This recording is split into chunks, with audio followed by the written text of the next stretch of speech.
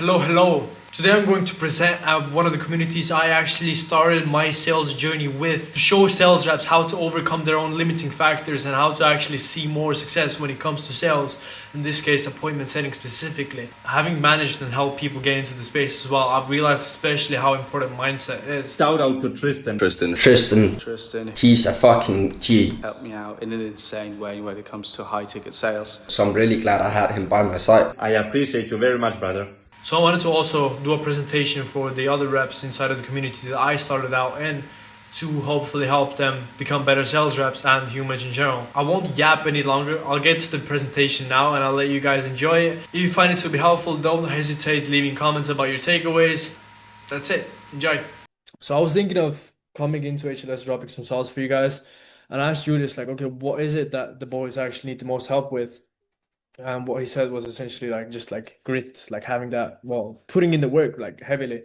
And I was thinking, okay, what is actually reverse engineering it, right? What actually causes people to not work? So I made a presentation for you guys to see what essentially, and for you guys to also realize what causes you to not put in the necessary inputs.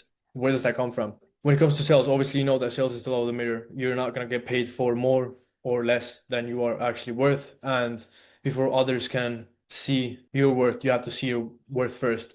So the internal mastery is definitely one of the most important parts. The topic of discussion for today is mental masturbation and how to avoid it, right? Because if you can't master yourself, how can you expect to master the life that you're longing for? How can you expect to materialize the reality which you do want to live in if you can't even master yourself? Right. As we all know, sales is the law of the mirror, and the mirror does not smile before you do. Right. So if you feel like the world is ever against you, it is because you are unaware of an aspect of yourself that is against you. I'll repeat that one more time. If the world is ever against you, it is because you are unaware of an aspect of yourself that is against you. All right. Now, most important thing to actually realize is what's your why, because he who has a why to live can bear almost any how. Because if you do not have this cleared up, you will never make it. Absolutely never. Because for example, if I told you that you have 24 hours to make $1 million, or your fucking mom will die, you know, are you gonna worry about the how? No, you're not gonna worry about how the fuck you'll make the money. You'll just do it. You'll sell your kidneys, you'll do whatever the fuck you have to do because your why is big enough. Your reason why to actually realize is big enough. So to have your why is super important. So the question is how to actually physically get closer to your why. With sales specifically, super important, super easy. With the necessary inputs, the outcomes are absolutely inevitable. That means that inputs is the only thing that you should be focused on. That means volume when it comes to the DMs, whether it is optimizing your Instagram, optimizing your structure in the DMs, whether it is networking or like application in general. With the necessary inputs, the outcomes are inevitable. So instead of focusing on results like cash collected or calls booked a day, when it comes to setting, focus on the DM sent, the follow-ups, the outbounds. So for example, this is kind of how it gets structured from, well, getting into a role and then from the role actually making the money. So like two different sections. So let's look at it. You can reverse engineer whatever the fuck you're stuck at by just reversing it, right? And putting more focus on the volume there. So if you're not landing roles, are you passing interviews? Okay, I'm passing enough interviews, or I'm not passing enough interviews. That means you need to focus on this. But if you don't even get on the interviews, that means that you probably need to send more looms, right? So you need to focus on upping your volume when it comes to looms. If you're not even having enough applications to send out, if your loom account is not maxed the fuck out, then that means you don't send enough applications. So the bottleneck is networking. If you don't even network with enough people, you don't get replies on your outreach, then that means your IG is probably shit. And before that, it's like the skill set and then investing into yourself, which all of you boys have done. Props to you. And when it comes to actually making the money, right, then for you to make cash, you need to book calls. And for you to book calls, you need to have conversations. And the conversations, they come from follow-ups and DMs. So instead of focusing on daily metrics of like calls booked, like KPIs for like how many calls do I have to book a day, just focus on the follow-ups and DMs because these are the only things that you can control. When it comes to conversations and calls booked, sure, you can control it, but that's not the basis of it. Because if you do enough DMs and follow-ups, the outcome is inevitable. Does that make sense, by the way? Or am I just like kind of rambling dog shit? Makes a lot of sense. I think it's a really good way to look at it. To not get confused where you get stuck in the process. Otherwise, it's Exactly. just a fucking blank space you're looking at. Yeah, that's super important to just like break everything up into manageable pieces which you can digest, because then you can actually see where it is that your bottlenecks are and where you actually need to make that change in. So we can look at it a layer deeper. How to calculate necessary inputs, right? So let's assume that you want to make 5K a month, right? With a ticket size of 5K on 5% comms, that means you will get 250 euros per PIF. That means you need 20 PIFs to make 5K, right? So this is not how probability works, but let's assume that on 50% close rate and 50% show up rate, you need 4 calls booked for one PIF, right? Granted, all the leads are qualified. Obviously, average order value comes into play in here as well, but if we have good financing options, leads are qualified, shouldn't be a problem. So that means you need to have 80 qualified bookings to have 20 pips. So 2.6 a day, right? And let's assume that you have an average of 10% convo to booking ratio, which means that you need to have 800 conversations, which is 26 a day, right? And for you to have 800 conversations, well, let's assume that 1 in 10 DMs lead in an active conversation. That means you need to send 8,000 DMs, which is 266 a day. And you can just essentially whatever inputs are missing from the DM sent, you can replace it with follow-ups, right? So this is pretty much how you can reverse engineer the inputs to actually get closer to your result. Does that make sense, boys? By the way, you don't want to have a 1 out of 10 DM to active conversation. That's really shit.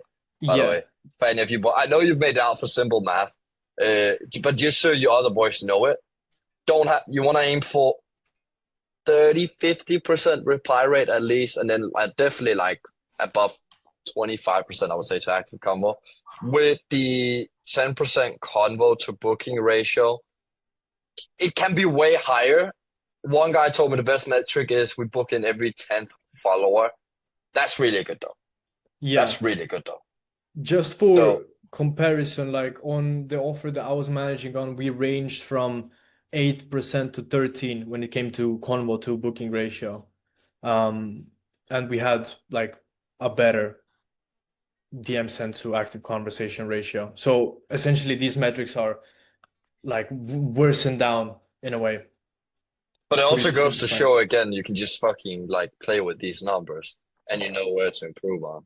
Exactly. So you can just like calculate the necessary inputs, because with the necessary inputs, the outcomes are fucking inevitable. Well, excuses come to play, right? This is where most setters figuratively off themselves, right? They get complacent, they get lazy, and they give up too easily. So this is a few examples of it. I can even like show you. So a lot of people, especially starting out with setting, are like, okay, it's with like complacency and laziness, right? And even that plays into confidence of like, oh, I don't have the best skill set, so I'll just like kind of, I don't know, I'll just kind of skip these tests and I'll get like a shitty offer. I'll just settle for a shit offer so I can get my better skill set, so I can do more IG optimization with like more proof, so I can have more backing when it comes to networking, so I can land better applications, so I can make better looms, so I can land better interviews, so I can get better offers. This is a way to go about it, but this also leads to like complacency and not having full faith in yourself, on just like actually doubling down on each part of this so you can do it in the first try instead of having to fucking like settle for a shit offer to get like improve these metrics, right? But this excuses part show up in all of these different parts. Let's look deeper. Where does that actually stem from? That stems from your beliefs, your identity, and the behaviors which you hold. So there is a really nice graph for it, which is this kind of circle, right? This kind of loop that a lot of people are stuck in. Now, I'll give an example of this, and I want you guys to also give a few examples where you see this play out, whether it is for different people or for yourself. So let's look at, well, I'll just pick one of these. When it comes to interviews, right? A lot of people on their first interviews, they get nervous. They're like, they hold this belief that like, oh shit, I don't know, this is like my first interview. I don't know what to say. I don't know what to do. I don't know if I can land this offer. I don't know if I have the skill set. You hold the belief of like not being the man, which stems into your identity or goes deeper into your identity of like being a person who is nervous, being a person who is unprepared, being a person who doesn't exactly have that proof of concept yet. And then when it comes time to the interview, you'll actually, reinforce that belief and the identity in your actions. And that will result in you most probably not landing the role because you're nervous, because you kind of hold this belief, right, that you don't know if you can actually do it. And that result dictates the belief once again. So it's kind of like the cycle.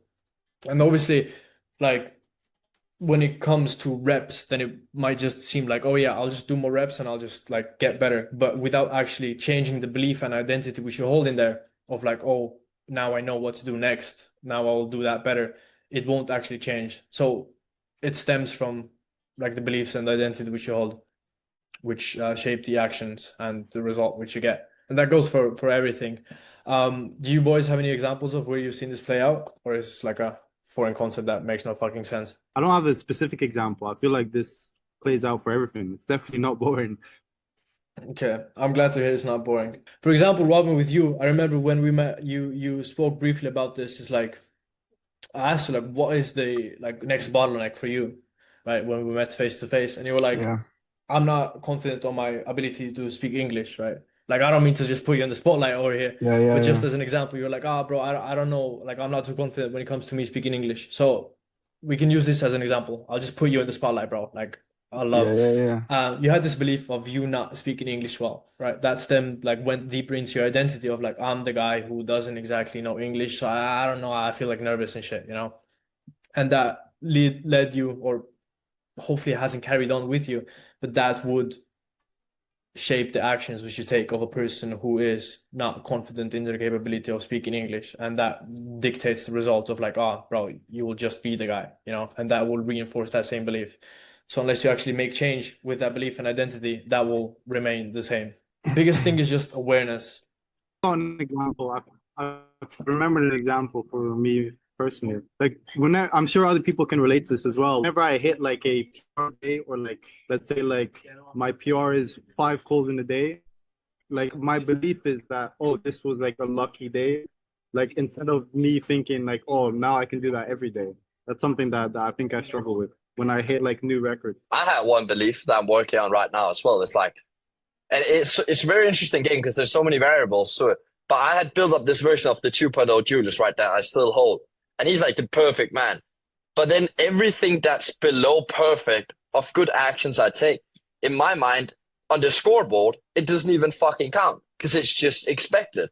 And then every negative action I take breaks the identity of the 2.0 because it's opposite. And then it's proof that I'm a failure.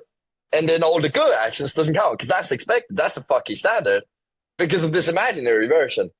So that's the belief. And I recently came aware of this last week because I was like, I've done a lot of great things that I haven't felt really good about. For example, I flew out my family for a whole vacation for a week here in Cyprus last month when I turned 21. I didn't really feel like that much. It was just like, yeah, like I'm supposed to do that. I'm looking at it, I'm like, what the fuck? That's retarded. Because it's only the version in my mind that already does that times 10. But in reality, I'm me. I'm here right now. I'm in the fucking moment. I'm doing something I never done before. So it's like, it took a lot of the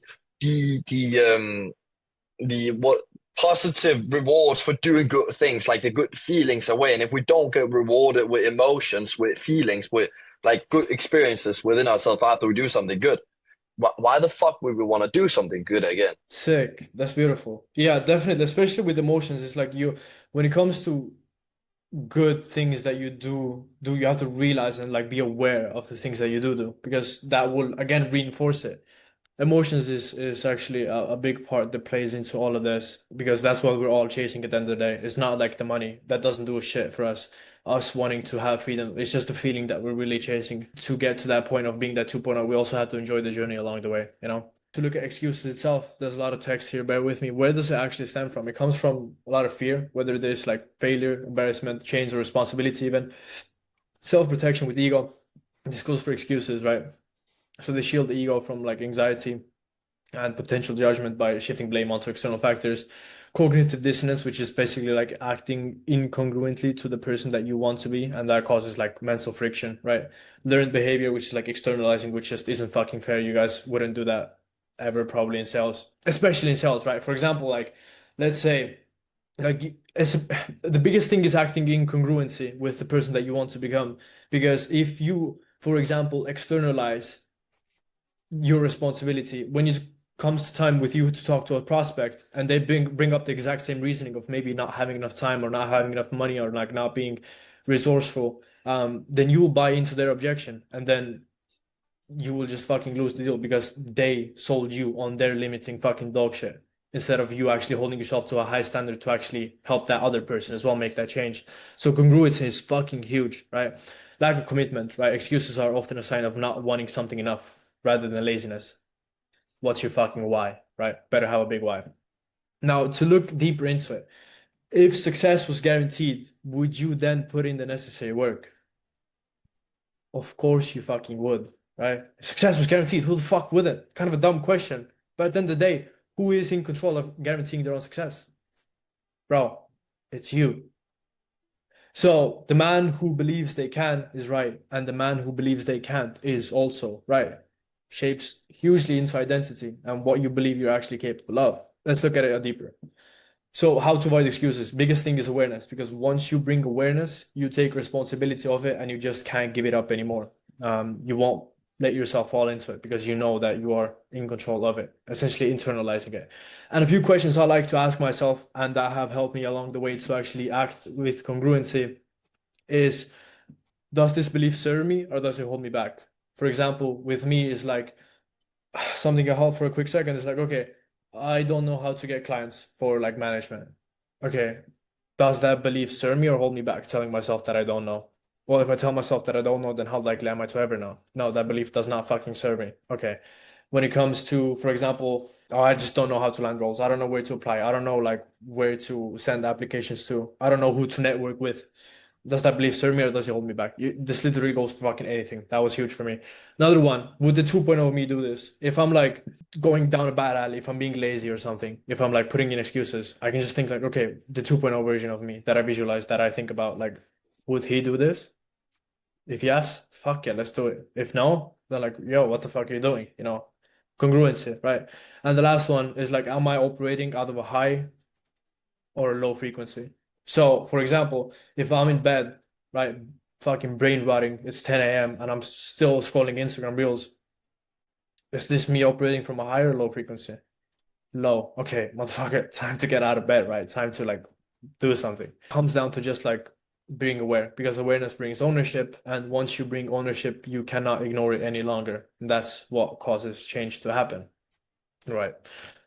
Internalize fucking everything, especially in sales, especially in sales.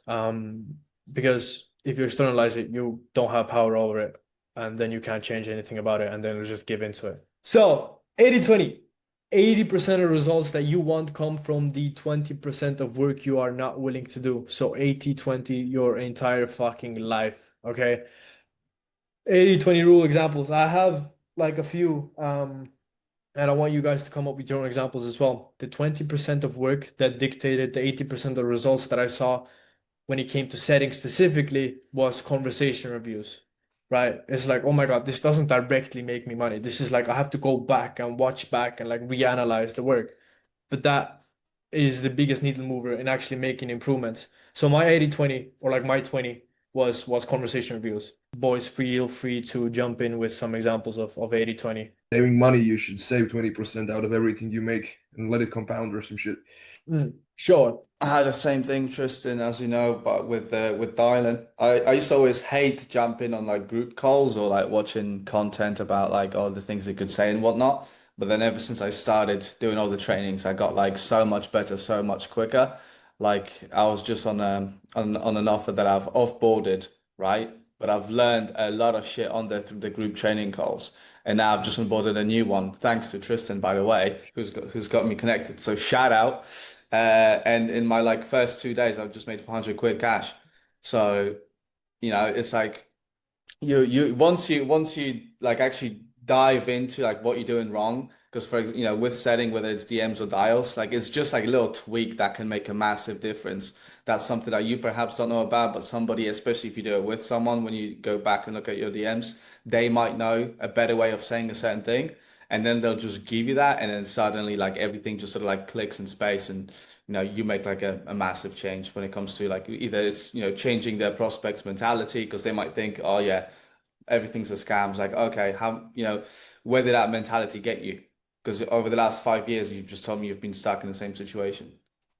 Do you feel like that's serving you? And they'll be like, well, no, blah, blah, blah. And you can just like reframe them and using so many different examples that you will only learn from someone who is better than you. So I feel like always be open to not only learning from someone who is better than you, but just anyone like ever, because they might have like a life experience that they'll just drop you some sauce and you're like, bam, that's exactly what I needed. It's just like one little piece of a puzzle to add to your own game. I remember when you were speaking about this, one of the things as well for me, like the 80-20, where it came into play was like post booking, right? When I booked someone in, I was like, okay, this job is done, right? And then it turned out that these motherfuckers didn't show up to the calls. So the 20% of extra work that I had to do was just follow up with people post booking to make sure that at least every 24 hours there was a touch point before the call scheduled.